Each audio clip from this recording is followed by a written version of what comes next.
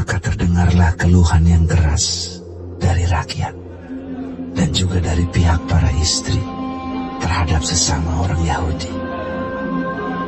Ada yang berteriak, Anak laki-laki dan anak perempuan kami banyak, dan kami harus mendapat gandum supaya kami dapat makan dan hidup.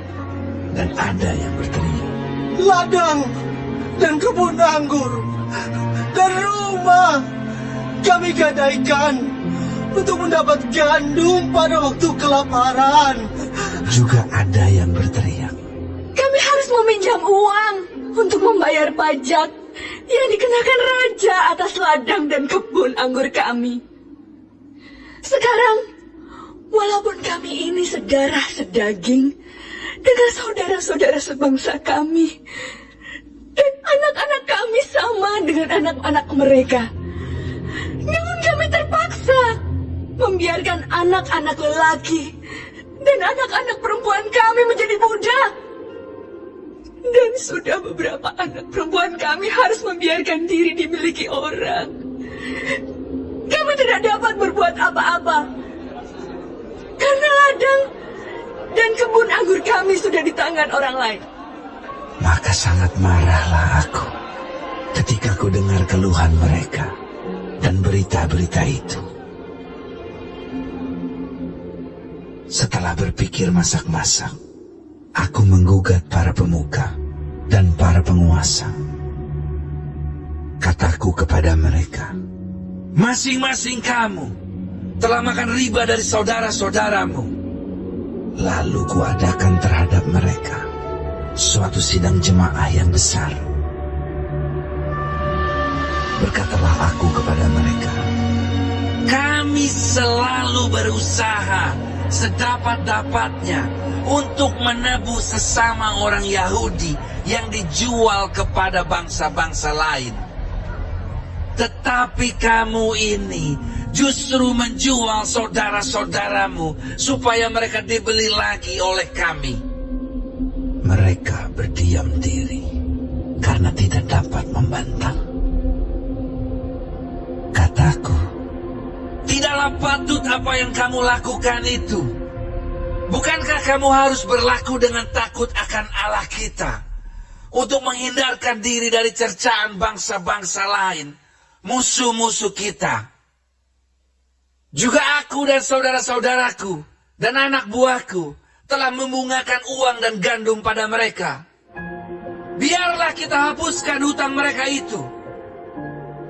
Biarlah kamu kembalikan kepada mereka hari ini juga ladang mereka, kebun anggur, kebun zaitun, dan rumah mereka. Pula hapuskanlah hutang mereka, yakni uang serta gandum, anggur, dan minyak yang kamu tagih daripada mereka.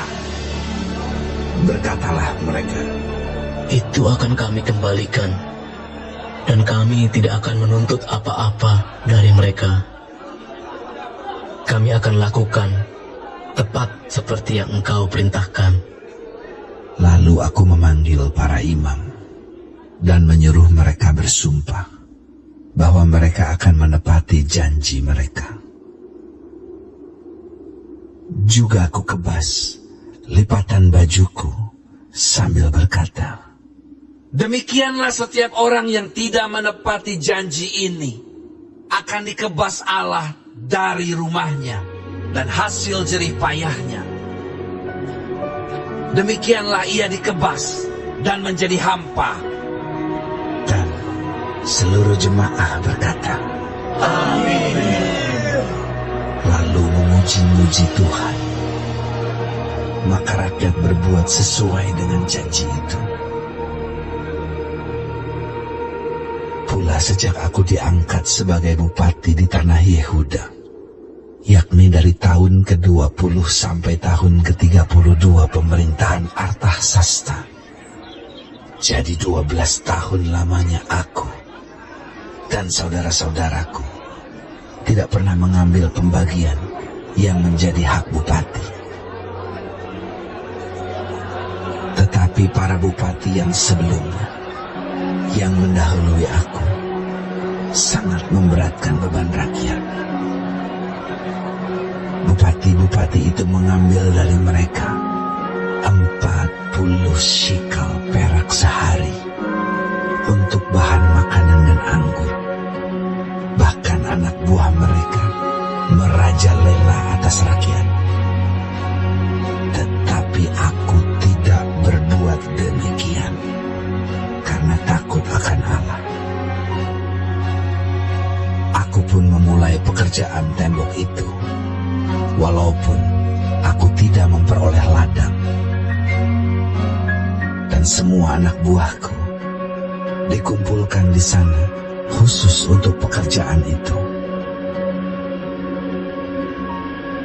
Duduk pada mejaku orang-orang Yahudi dan para penguasa, 150 orang. Selain mereka yang datang kepada kami dari bangsa-bangsa sekeliling kami. Yang disediakan sehari atas tanggunganku ialah seekor lembu, 6 ekor kambing domba yang terpilih, dan beberapa ekor unggas, dan bermacam-macam anggur dengan berlimpah-limpah setiap 10 hari. Namun dengan semuanya itu, aku tidak menuntut pembagian yang menjadi hak bupati, karena pekerjaan itu sangat menekan rakyat. Ya Allahku, demi kesejahteraanku, ingatlah segala yang kubuat untuk bangsa ini.